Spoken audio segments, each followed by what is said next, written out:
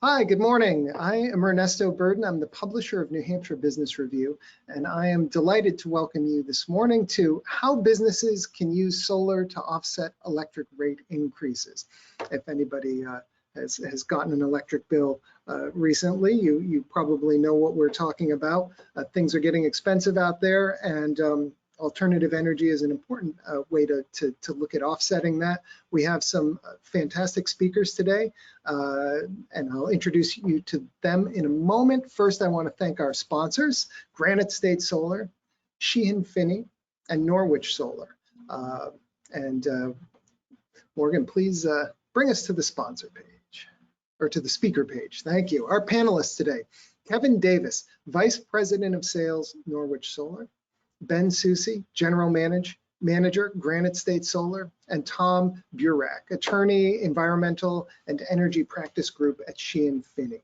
And with that, I will not take up any more time. Let's jump right into it. We're going to hear from Tom first, who's going to sort of set the stage for us from a legal perspective. Thanks and welcome, Tom. Thanks very much, Ernesto, and thanks everyone for joining us here this morning. As Ernesto said, we are all seeing greatly increased electric rates. Our bills have gone up, and I'm going to suggest that they're not likely to go down anytime in the foreseeable future. And I want to just highlight a few reasons why that's probably the case. First, here in New England, we are very dependent on natural gas to provide most of the power to make our electricity. Our regional grid gets about 46% of its power from natural gas-fired plants. And unfortunately, as we are now coming to learn quite painfully as a result of the war in Ukraine and the impact that that's had on international fossil fuel markets and markets generally, but natural gas in particular in this case, prices are really volatile and they've gone way up. And they're likely to stay up for some time because with Europe not wanting to buy gas from Russia and Russia evidently not wanting to deliver much, there is a lot of demand for gas. And on top of that, here in New England, and we are really at the end of the line geographically when it comes to natural gas. We're at the terminus of the gas pipelines that are coming in from even the Marcellus Shale in the central U.S. I'm sorry, in the central Atlantic area. To bring in natural gas as liquefied natural gas is also very expensive to do via ship. And also during the winter, which is when we often need the most electricity to keep ourselves warm, the natural gas in the first instance is allowed to be used by homeowners for heating purposes before any is available to make electricity. So go to the next slide, if you would, please, Morgan. Another, whoops, slip back one if you could. Another important factor, Morgan, just go back one slide. There you go, beautiful. Understand that here in New Hampshire, we have not invested as much as a lot of our neighboring states in energy efficiency and renewables like solar. And as a consequence, we're just using more electricity. And so our demands are just higher. As costs increase, we're going to feel it even more. Our economy has grown since 2008 coming out of the recession. And interestingly, we have continued to increase our demand for electricity. That is, efficiency has not kept that demand steady even as we have continued to grow. Very importantly, from a procurement standpoint, our utilities here in New Hampshire, that is Eversource, Unitil, Liberty, they are basically going to auction every 6 months to buy their power. And timing is everything. And the latest basically auctions happened after the war began in Ukraine. And so we're not at all sheltered for the moment from those increased costs on the international market for natural gas. Go to the next slide, please. The positive of all of this is that these circumstances just highlight what has already been the benefits that we've known about for years from investing in solar and energy efficiency and renewables generally. From a system standpoint, the overall electric grid, the benefit is that having things like solar that generate power whenever the sun is shining, we're able to effectively shave the peaks. That is, we reduce the amount of energy we need at the times of day when most people are also drawing energy. And that helps us to reduce when we might have to bring on the most expensive electric generating plants to operate.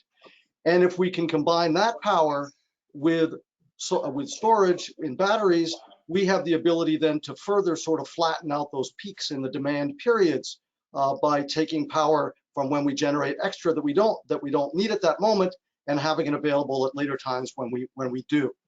From a facility standpoint, your commercial or industrial operations or municipal facilities, whatever it might be, the benefits here are really substantial by having solar. One is that you're going to reduce the consumption of electricity that you have to pay for full retail cost for.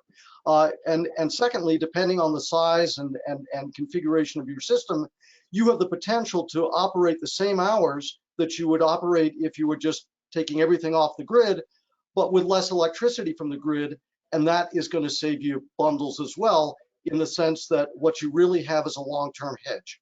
You have a long-term contract that locks in a certain rate that isn't dependent upon the cost of fuel. And important to understand that over time, the next decade or so, we're going to see rapid electrification of building systems and vehicles. There's going to be more and more demand for electricity, and that will also have an impact on how the grid operates and potentially on pricing as well. So having your own source of energy is a real plus under those circumstances. And on top of that, you're going to help reduce greenhouse gas emissions and benefit overall all of us from a climate and a health standpoint. If you go to the next slide, please. On top of that, we have further great reasons to celebrate, because just this past month, President Biden signed into law the Inflation Reduction Act, which includes investment tax credits as well as production tax credits to really spur further investment and implementation of these kinds of energy sources. I'm going to touch just on the ITC because that's probably what's most applicable to your projects. If you're doing a smaller scale project, basically anything other than utility scale, up to 1 megawatt, for the next decade through 2032, there's a 30% tax credit that is going to come to you on day one from the day you start operating that new solar array. And on top of that, you can get an additional 10% tax credit if your facility is built using materials, supplies that have sufficient domestic content. They're going to be a further 10% if you build your facility on basically a contaminated property, a brownfields property, and we can talk about that further if folks want to pursue that. And also additional tax credits if the funds are used or if the project is going to sell power to low-income folks. If you're on a utility scale project that's greater 1 megawatt, essentially all the same situations apply, but you also will need to meet prevailing wage as well as apprenticeship requirements that will be spelled out very shortly in guidance coming from the U.S. Department of Labor. On my last slide, please. Just want to give you a quick sort of synopsis of some other things to be aware of. As of 2025, the investment tax credit will become known as the Clean Electricity Investment Credit, which is really a technology neutral credit available for not just solar, but a whole wide array of renewable energy sources. Really importantly, from the get-go, this credit now is going to include the interconnection cost, that is the cost of connecting your new solar array into the grid itself, as well as any battery or other energy storage systems that you want to couple with your solar array. As I said before, these credits are available to you to take in the first year that you start operating the system, unlike a production tax credit that's going to come to you basically over a 10-year period or the life of the project. And really exciting, the code is now much more flexible. Effectively, there can be direct pays made to municipalities, nonprofits, others that from a tax standpoint can't take advantage of a tax credit. Essentially, you'll get paid directly a check from the government in the form of the funds you would have gotten otherwise as a credit. You can also sell these tax credits once. And finally, just want to point out that guidance rules will be coming out sometime, we hope, within the next year, the next 6 months or so, or less, from the IRS and the Department of Treasury, laying out the details of how all this will operate and could make it even more affordable and provide you an even better return on your investment for the kinds of projects that we're now going to hear about from Ben and Kevin. So I will turn things over now to them.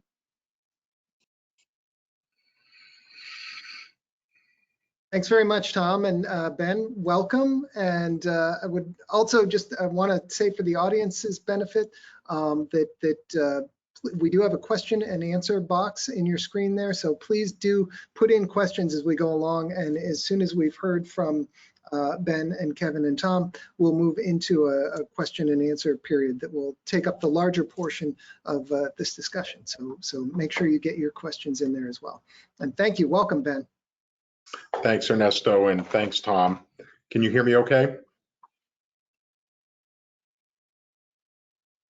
Yes, we sure can, Ben. Thank you. Okay, great. So welcome, everyone. Good morning, and thanks again for participating. So from Granite State Solar, we'd just like to give a few quick examples of commercial projects that we've done. First, a little overview of the company. We're founded here in Bow, New Hampshire in 2008. Where we employ about 30 people in the state, just over 30 people in the state of New Hampshire.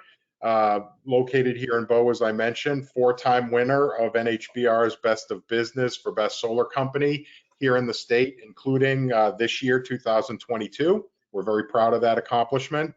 Recognized by Solar Power World as a top solar contractor. And as we work very hard, we're very proud of our 4.9 stars on Google with well over 100 reviews to date. So we try to do things right for our customers, and we'll give you a few commercial examples here. First is a state of New Hampshire project. This is actually here in Concord. It's a maintenance depot, if you will, for some of the state vehicles. We have a 60 panel installation, 60 445 watt 72 cell panels with microinverters and producing about 26.7 kilowatts DC. This system's just recently installed and commissioning now. So we're looking forward to seeing the results of it up and running on the new building that it's put onto. You can see it's a flat roof type installation, a ballasted racking system. So there's penetrations in that metal roof. It's just a weighted system that stays up there and produces power for use in the building. There's actually 2 buildings on site. Next slide.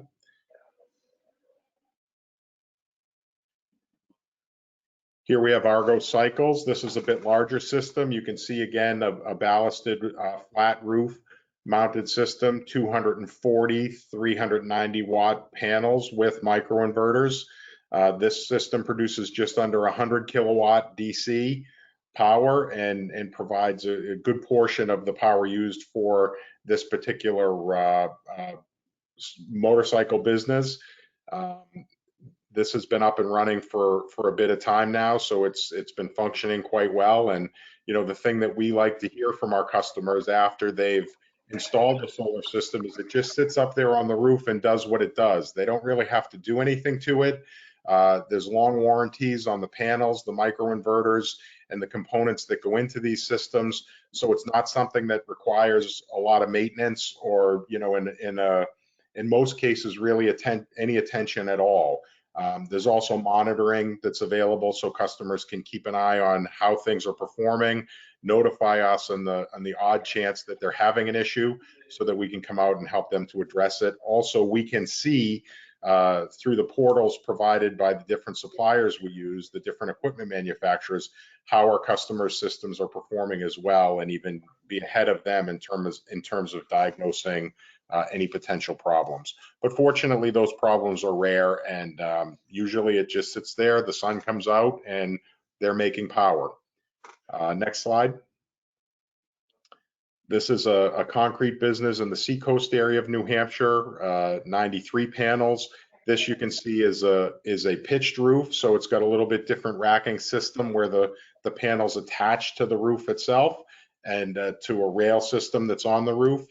Similar construction actually at this site. They have some battery storage as well to help them improve the efficiency of their system and manage the peak power demands in their building, so that they're managing their commercial rate structure as they go throughout the day. And next one for This is really just a very short summary of the information that Tom has already covered in more detail. So, I'd point to Tom's comments. This is just reiterating a couple points related to that. But while costs are going up and inflation is with us, we're seeing it in electricity rates, and with these expanded tax credits and programs, it really makes it, even with the inflationary forces on solar equipment and labor and system, it's still a great investment. We think both for commercial, residential, for anyone that's thinking about solar, to offset a portion or all of their energy usage. So with that, I will turn it over to Kevin.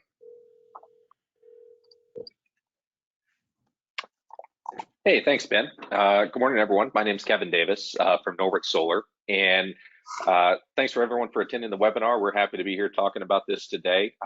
This slide just kind of illustrates for the group the type of business that we do.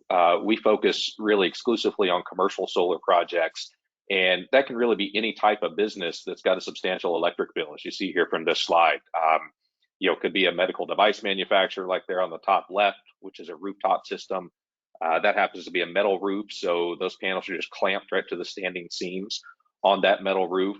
Same with that aviation facility that you see below it there, a metal roof where the panels are just clamped right to the surface of the rooftop. But then there in the middle, you see an apartment complex, so completely different type of building, a different type of roof structure where it's a flat roof. So as Ben mentioned, this is a ballasted system where the panels are just held to the rooftop by concrete blocks that are weighted and hold the panels there to the rooftop. And the same for that large storage facility that you see that there on the top right. They had several different types of roof structures, but they were all flat roofs. So again, a ballasted system. And then down there in the bottom, you can see a small manufacturer of electronic equipment that has a pretty good sized roof, but the panels wouldn't fit on the roof. And the roof was in need of some repairs that the business didn't want to make at the time. They wanted to delay those repairs for a few more years because they've still got some useful life left in that roof. So we just built a small ground mount system in front of their facility. So you can see kind of a wide array of the types of projects that we do, but really focused on commercial clients. And if you'll flip to the next slide, Morgan, I'll show you a little bit more about our business at Norwich Solar. We're in our 11th year of doing business now, based in White River Junction. The founders live in Norwich, hence the name Norwich Solar, but White River Junction, Vermont, just down the road, is where our main office is. But we do have offices across northern New England. We've got an office space in Plainfield, New Hampshire, one in Brunswick, Maine, and now 3 different offices in Vermont. And doing business across the 3 northern New England states, as well as in upstate New York. So we're proud to have been awarded the top solar contract designation as well by Solar Power World for the last 4 years in a row now. And in total, over the life of our company, we've done 60 plus megawatts of projects that have resulted in substantial savings for our customers of over $40 million.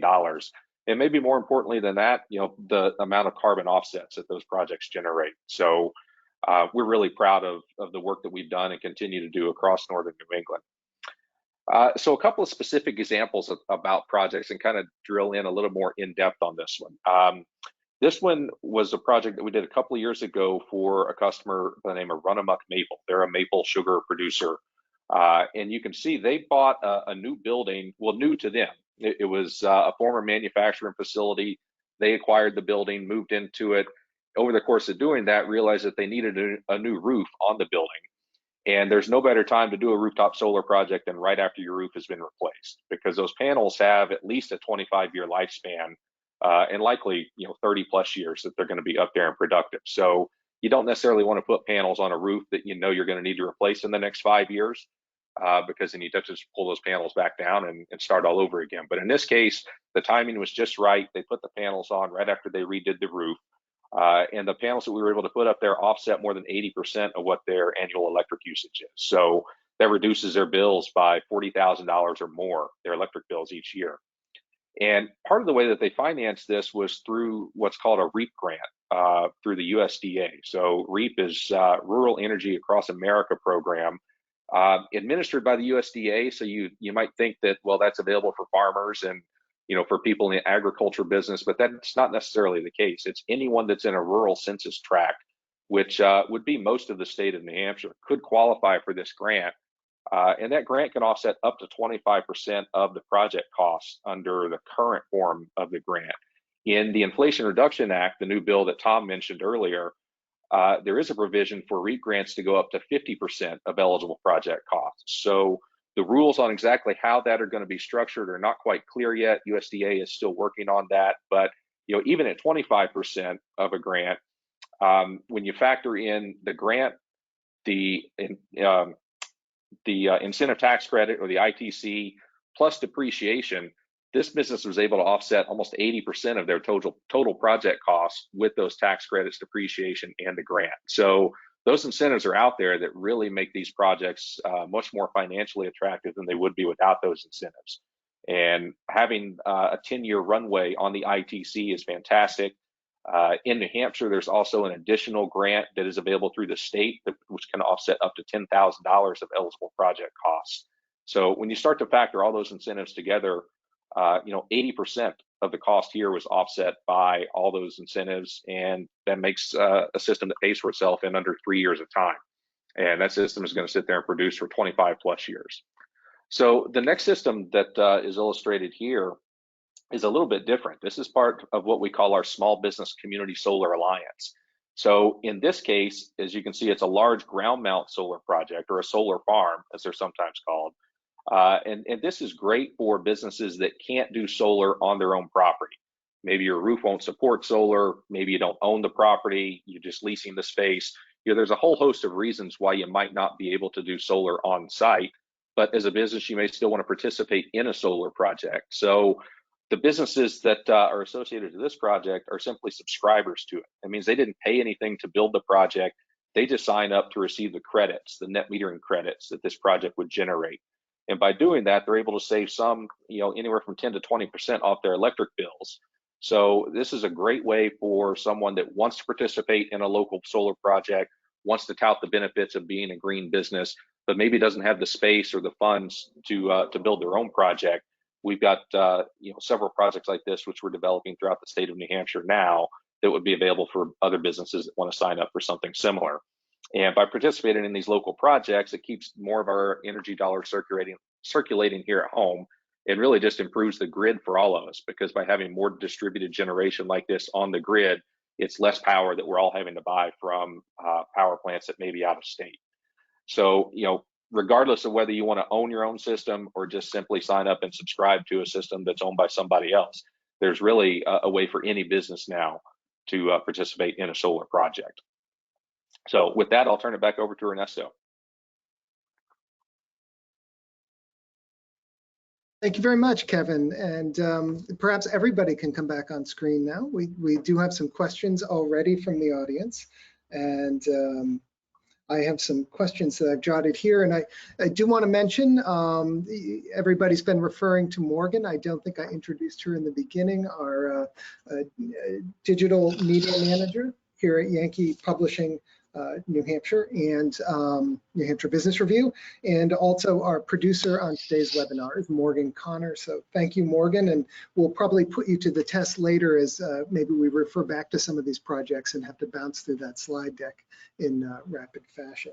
But let's, coming out of the gate, let me get to some of the audience questions, and then we'll move on to some of the ones I jotted down. I want to make sure we have time for these first.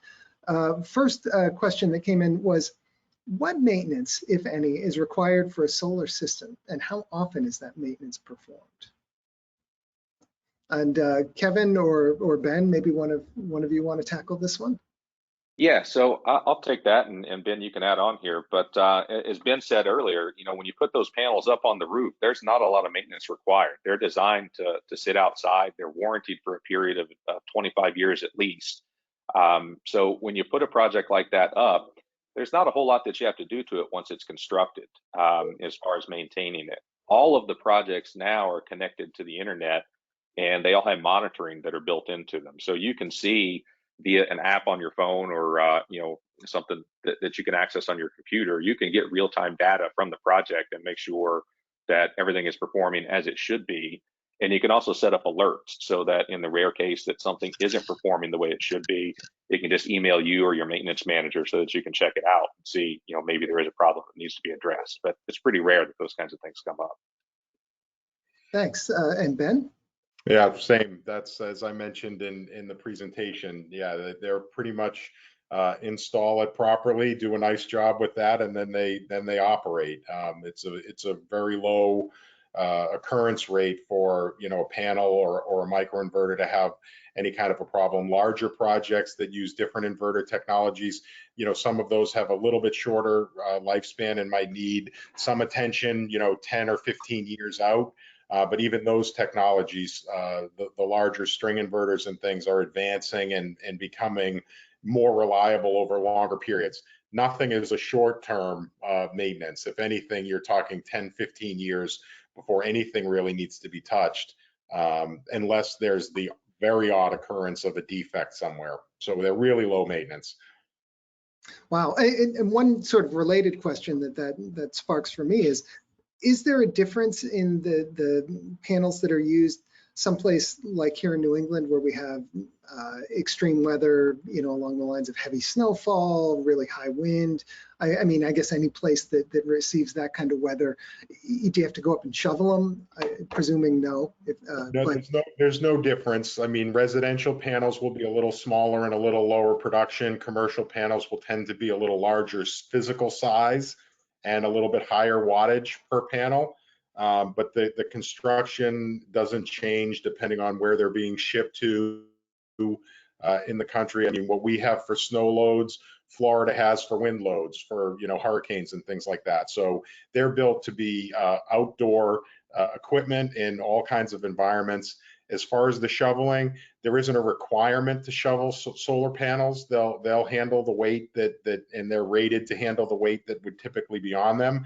Sometimes if people have access to a system, they may want to do some level of clearing snow. We wouldn't recommend a shovel, but maybe some kind of a snow rake with a pad or something so you don't scratch anything or break anything. But if you want to get the panel clear faster than Mother Nature would do it on its own, typically snow will shed off of the solar panel like it sheds off of a metal roof, for example. Mm-hmm. So there's really not even that kind of maintenance required in the winter. Okay. And of course, I have a ground mount and I've had it for probably close to 15 years at home. And under some snow conditions, with a little icing, sometimes I do like to go out and with a broom to sort of sweep things off. But actually it heats up a little bit and things melt off pretty quickly. I've had very, very little maintenance in my system over the years. It's been great. Yeah. And every climate's a little bit different. The rain and the snow that we get here in our climate actually washes the panels. So there are some business models, particularly out like in the desert Southwest. If you're in Arizona or Southern California, their businesses actually focus on just washing solar panels because they don't get much rain out there and they have sand and dirt that collect on the panels, which then decreases the output of them. But here in our climate, of course, we get plenty of snow and water, from Mother Nature to do that washing. So that business isn't viable here. Speaking of that, how much of an impact is our weather conditions on how much the panels will produce?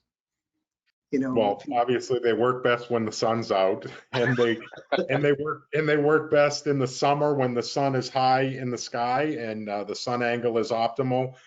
We talked about the winter and snow clearing.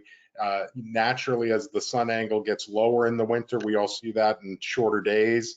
That also is less efficient from a panel turning that indirect sunlight into solar energy. So you generate more of your power in the summer, more sunny days, less cloudy and rainy days, and a higher sun angle, and then a little less in the other seasons. That's why net metering is so important. Typically, if you have the opportunity, you'll oversize a system for usage. So you're overproducing in the summer and generating those net metered credits, and then you're in the times of year when weather, snow coverage, etc., diminish production, you're eating off of those credits at that time. So on an annual basis, you hope to still be offsetting 100% or as close as you can get with the space you have of your demand.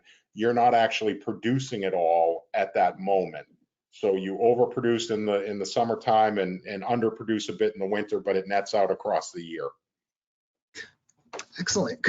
And now related to that, somebody want to take a minute and sort of dig into the details of net metering, define it for folks who might not be familiar with it?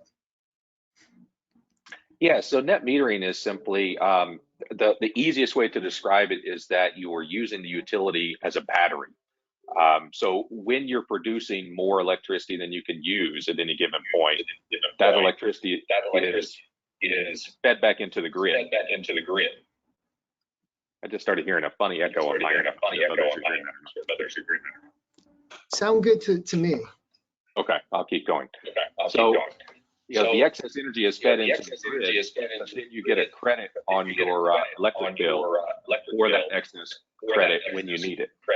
So as Ben was saying, you may make a lot more power than you can use at any given point, but then in the winter, when you're not able to make as much power as you might need, you've got those credits that have accrued on your electric bill throughout the course of the year. Okay, great.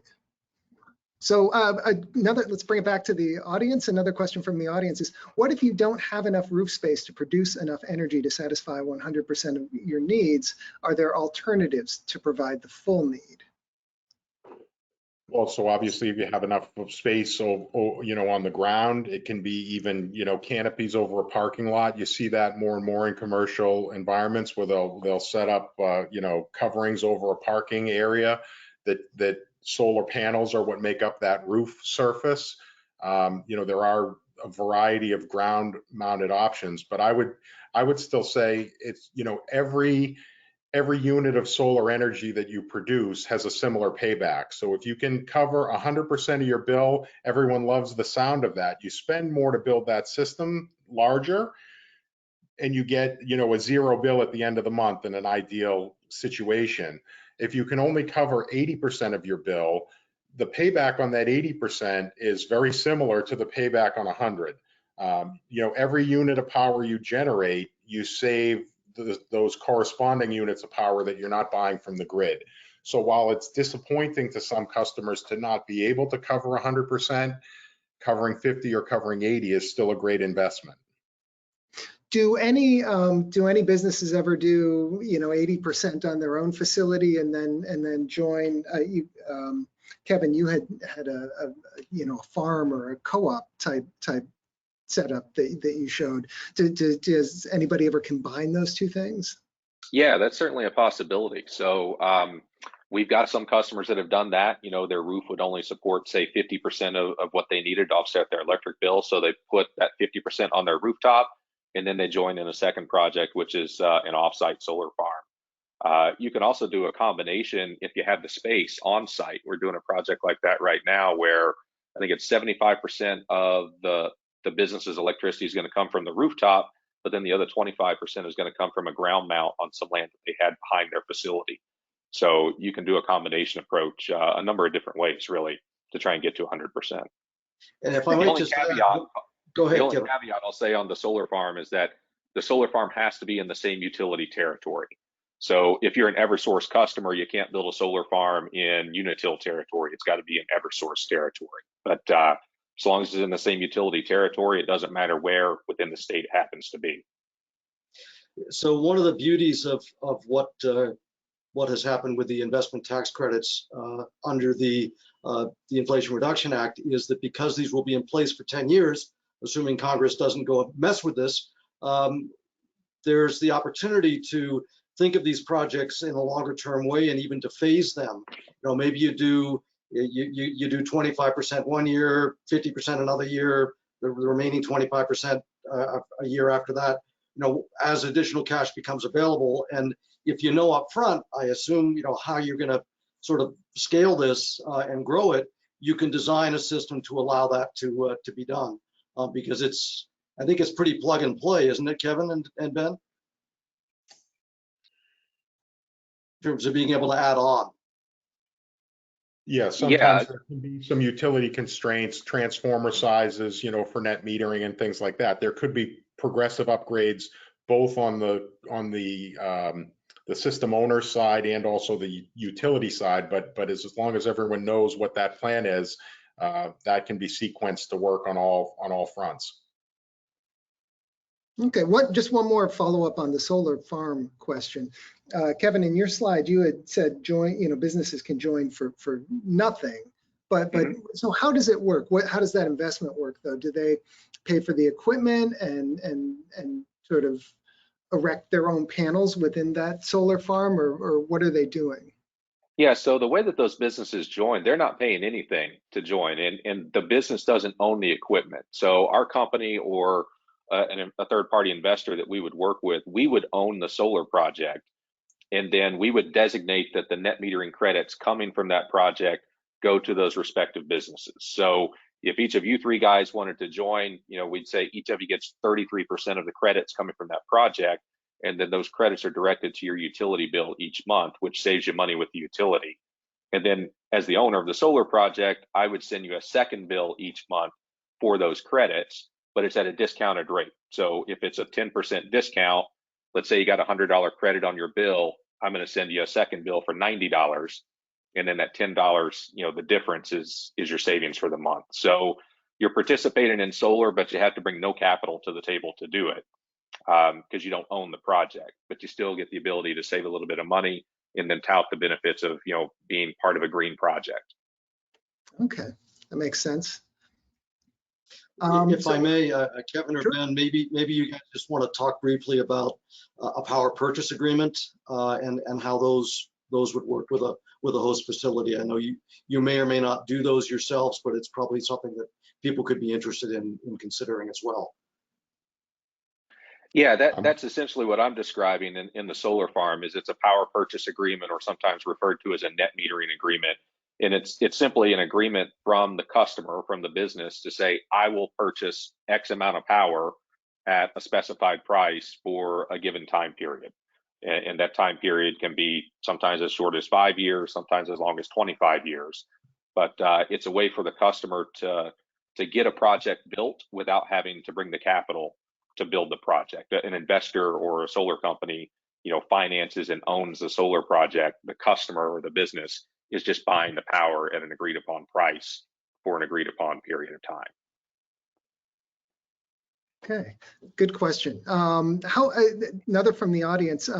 We already sort of touched on how long the panels last. I think that Ben, you said 25 plus years, but the questioner wanted to know how long they last, and are they recyclable when the lifespan is complete, or what happens to them?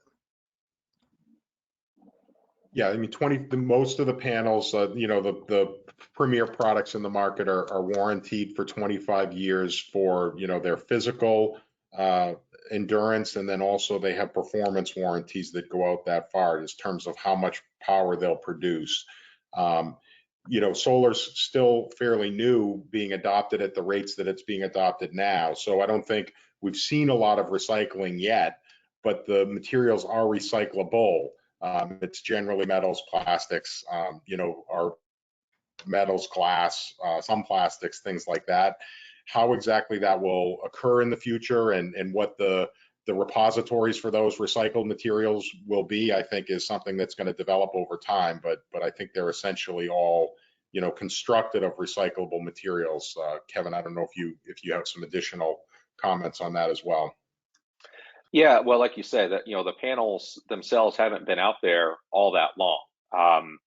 So each of the panels that we install, and I'm sure you're the same way, they all have a 25-year production guarantee. That doesn't mean it's a 25-year lifespan. It means that at the end of 25 years, they're going to be producing at least 85% of what they were on day one.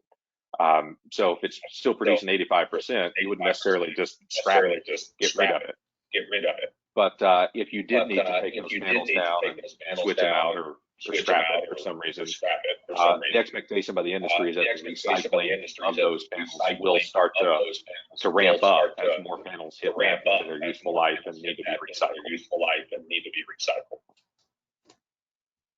Okay, great. This question is for Tom specifically. Can you say more about how businesses that don't pay federal taxes can get a credit from the U.S. government for a solar project? Well, first of all, as Kevin mentioned before, No, I'm getting an echo. Are you getting an echo? Oh, I'm getting an echo. Are you getting an echo? Hear the echo, yeah. Nope. Yeah, I can hear it. Yeah. Yeah, I can hear it. Not sure why, but I'll try to speak more quietly if this helps. First, as Kevin mentioned, there are a lot of different grant programs out there that private businesses are entitled to apply for, and so that's a way of getting direct dollars. But also there are what are called direct pay benefits under the program that essentially allow you, even if you're not paying taxes, to actually get a check from the IRS for the value of what would otherwise be the tax credit. If there are unique reasons why your business couldn't even do that, there could be other ways to structure the deal so that somebody else could get the credit and then effectively transfer it to you.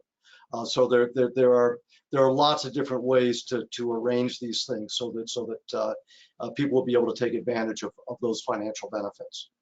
And again, every circumstance is different, and that's why it's really important to really step back and understand what your options are and what your particular business or organization's tax situation is. Great, Yeah, thank you. I should also add that with the tax credit, I don't think we mentioned it, but it's good for a period of 20 years.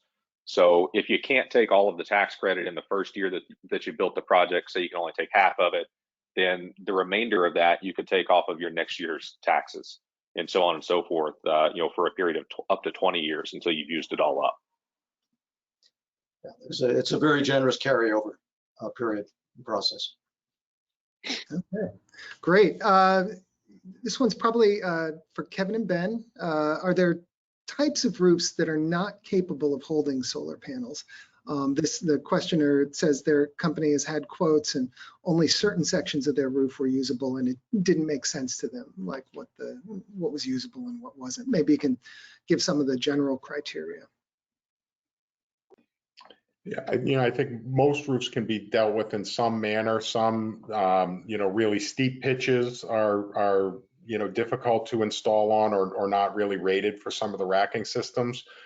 Membrane roofs are a little tougher. If you have a pitched membrane roof, it can be done, but a lot of times people with a membrane roof are very sensitive about any penetrations to that membrane roof, understandably so. Flat membrane roofs, as you saw in a couple of the slides that Kevin and I presented, have a ballasted system, actually even up to a 10-degree pitch. I think those are acceptable. So, I mean, most roof surfaces can be addressed. Obviously, age of roof, and as Kevin again mentioned in one of his slides, there was a customer, they didn't want to encumber that roof with solar panels, only then to have to take them down later to do necessary roof maintenance. But I think most can be dealt with. I don't know, Kevin, if you have something to add there. Yeah, the panels themselves are only going to add about 3 to 5 pounds per square foot on average. But not every roof can accommodate that. So we have run into some instances where the roof just structurally couldn't take any more weight. And if that's the case, then we have to look for other options. But a part of every project is to have a structural engineer do that analysis and make sure that the roof, the portions of the roof where we want to put panels, can accommodate the weight of those panels. Yeah, I might just add, and Kevin and Ben may want to speak to this further, really important to try to get as much really southern exposure for the panels and try to avoid shading from trees and other structures. So that's another important factor that Kevin and Ben would be looking at when they're figuring out, okay, what's the optimal place to put these panels so you can get the best value out of them. Good point, Tom. Yeah, east-west roofs aren't great. North-facing roofs aren't great. So less to do with the roof or the roof material itself, but more the direction, the angle that it is to the sun. And shading is also, again, not specific to the roof material, but the surroundings. A lot of trees close in, other obstructions that will cast shadows across the panels at different times of the day. Those may be some of those the situations that were highlighted in the question might have been more related to that than the actual roof material itself. Okay, that makes sense. And I have a quick follow-up on that. But before I do, other people in the comments here have mentioned the echo. So although I'm not hearing it, others are. And so if one thing that we can try, typically GoToWebinar takes care of this automatically. But you might try muting in between your comments and unmuting when you are speaking, and that might help. What related question to what you just mentioned, Ben, about the roof angles and the direction that they're facing? It almost seems like historically houses and other buildings might have been built to take advantage of shade from mountains or trees to reduce, the heat that's coming in. And so is there going to be a transition in building in general where people are actually building structures that are situated to get the most sun and heat possible instead of the least? We hope so. Yeah, I mean, we talk to customers, in new construction projects frequently. Again, for us, it's oftentimes residential, but, you want south or south and west facing roof surfaces. You want as few obstructions on those roof surfaces as you can afford. So if you think, even residential and commercial, exhaust vents, vent pipes, AC units, if you have fume hoods inside a building and the stacks that go along with those, consolidating those to the best ability in smaller areas on a roof versus, if you have a commercial building and a bunch of fume hoods spread around inside and you just pop those vents out exactly where the fume hoods are underneath, you create a very difficult roof surface now to maximize for solar.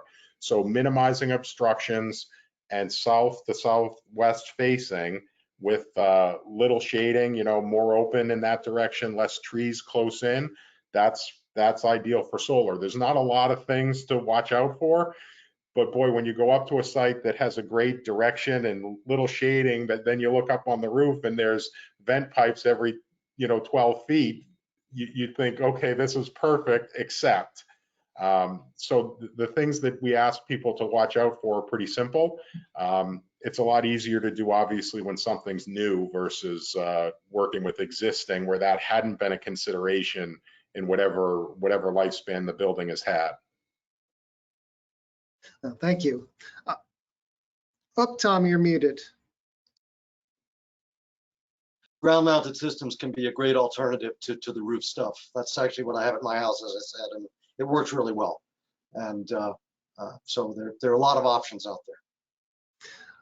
One other question from the audience, or another question from the audience, not the last one. What is the criteria to bring a small business community solar alliance to a region?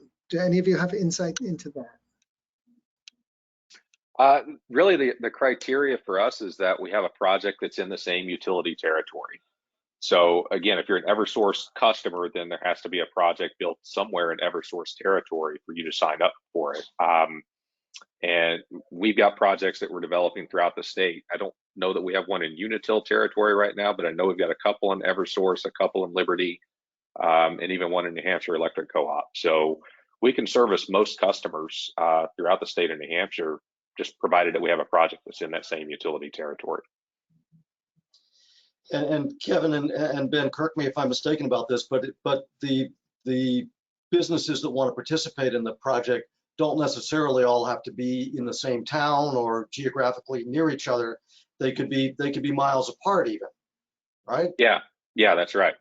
That's right. Again, the only caveat is just got to be an Eversource customer if it's an Eversource project, but you could be 100 miles away from it.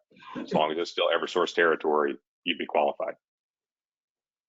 Ernesto, if I may just put in for a moment, just sort of a public service plug here. Clean Energy New Hampshire in Coos County has a circuit rider now, a gentleman by the name of Gabe Chilius, who is available specifically to work with businesses essentially in New Hampshire's North Country to help them figure out how they could come together and do exactly that kind of project.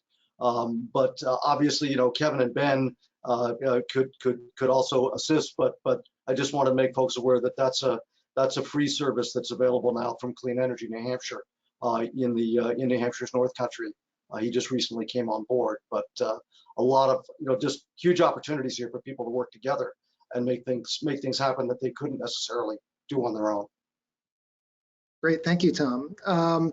You mentioned, I believe, Tom, it was in your presentation in the section on tax credits. You mentioned something about tax credits for brownfields, right? Or for former industrial sites. And the question from the audience here, is it difficult to site a project on a brownfield site, former landfill or site that has previously been disturbed by industrial activity?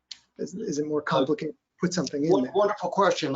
It's not complicated in the sense that there are just steps you have to work through. You have to make sure that effectively the remediation has been completed to the satisfaction of the Department of Environmental Services, and that to the extent that there's anything about, for example, the ground mount itself that could have an impact on the soil or the groundwater at the site, you just need to make sure that your design has taken that into account, and that there's basically a soil management plan in place, so that if there's going to be excavation of the soil as part of the project, that people know how to deal with any contaminated soil they might run into. But the beauty of it is that in fact there are a lot of great examples of this being done. You can look increasingly at landfills across New Hampshire, and you will see wonderful solar arrays on landfills here in New Hampshire and other states. I could point you to other commercial sites where people have done solar projects, and it's very, very doable. And again, there can be additional tax credit benefits if you can put all those pieces together. Kevin and Ben, I don't know if you guys have any direct experience, but I think it can be done. Yeah, well, we both mentioned ballast mounting solar on a rooftop. If it's a membrane roof and you don't want to make penetrations through it, then you can ballast mount the solar on the roof. The same can be done on a landfill or a brownfield where, maybe you can't make penetrations into the soil. If it's a capped landfill, the last thing you want to do are, dry posts 8 to 10 feet deep in that soil. So you can ballast mount a ground mounted system on top of that type of soil where you're not making any penetration through it. Okay, great. Is there a resource for nonprofits to reach out to in regards to the new incentives being offered for nonprofits, and also what existing incentives do nonprofits qualify for? Well, what I would say is I would encourage folks to reach out. Certainly, I mean, to folks like Kevin and Ben who can fill you in on things, but groups like Clean Energy New Hampshire may well be able to provide some assistance, or at least point folks in the right direction. I would also say that I expect that there will increasingly be guidance out there coming from Department of Treasury and the IRS on exactly how the tax credit piece of it, that is the financial piece of it, would work. But networking with experts in the field, folks like Kevin and Ben, but also with your accountants, your attorneys, others. This is sort of going to be a huge growth industry in a very short period of time, I think, and we're all ramping up to make sure that we're capable of providing the kinds of services and support that nonprofits and municipalities are going to need, along with businesses as well, to be able to do what folks clearly are now very motivated to make happen. Any other thoughts on that, Kevin or Ben? I agree with what Tom said, and we see that potential for growth as well. We're actually already living in and through it, and trying to build up our team to be ready for even more. Excellent. Not long ago, a questioner asks, it was hard to get permission for net metering because of state limits. Is this still a problem? Anyone feel free to jump in on that one.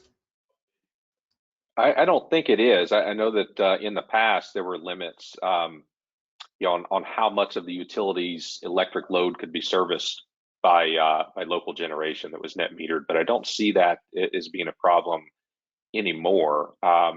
What can be a problem sometimes, depending upon where you are, is interconnecting to the utility. So anytime you build a project like this, you have to get permission from the utility to be able to interconnect that to their grid. meaning that they have to be able to take the full balance of power if you're exporting it out from your facility onto the grid at that specific location. So it's not uncommon for larger projects to have to go through some type of a study with the utility to make sure that it can connect at the point of the grid where you want to interconnect it to. So sometimes there can be some delays there, but that's really the only thing I would see that could hold up, from the utility side, being able to build a net metered project. The question may also be based in part on the understanding that there are limits under state statute now as to the size of a project that can come on and be net metered. So basically, and Kevin and Ben, correct me if I've got this wrong, municipalities can do net metered projects up to 5 megawatts, but businesses, I believe, are really capped at 1 megawatt currently. Have I got that? Where we are, and it's that there are some continuing conversations going on a regular basis involving the legislature and a public utility commission and other interested parties, and trying to figure out how do we thread this needle and provide more opportunities for net metering and figure out what the appropriate price is that would be paid essentially back to the facility that's generating that power for the power that they're putting onto the grid. And that's really the sort of the policy sticking point around all of that, primarily, as well as some of the interconnection issues.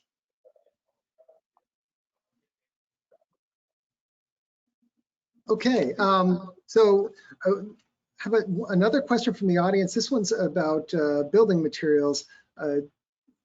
This questioner had heard that asbestos siding is not allowed for solar panels, or maybe that solar panels aren't allowed on houses with asbestos siding. Is that true? And if it is, what about houses with asbestos siding covered with vinyl siding?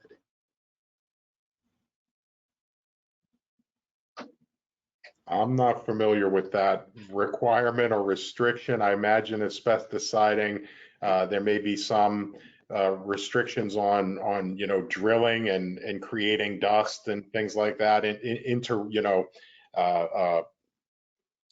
penetrating that surface and creating an issue. But other than that, I'm not aware of anything specific to solar. Okay, maybe just that when you disrupt that surface or that material, now you've opened the door to having to remediate and take care of all of that, at least in the area that you might be mounting something on the side of a building. The solar panels would typically be up above, but there could be conduit and things running down that require being attached, and maybe that's where they ran into this particular problem. I see. Okay, well, this has really flown by, and we're grateful to all of you for these insights. We have probably time for one more, and I wanted to ask a question about technology. In general, any new technology improvements that have come along very recently in solar, and specifically, what's happening with batteries? And where is that technology going in terms of not only being able to put energy back into the net, but maybe store your own? Yeah, I mean, I would just say briefly on panels, it seems, the manufacturers of panels are all racing to be more efficient, have higher and higher production in the same footprint of panel. So making their solar cells themselves and then the associated connections and backing materials in the panels more efficient, less losses, so that they can get a higher wattage panel in the same footprint.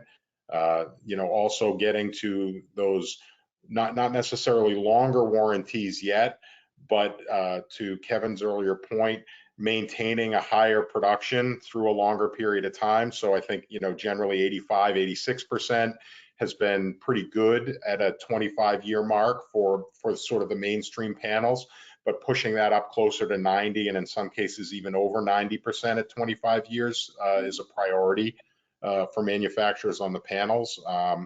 Microinverters similarly, string inverters similarly, they're pushing to have longer and longer lifespans, less losses, less efficiency challenges.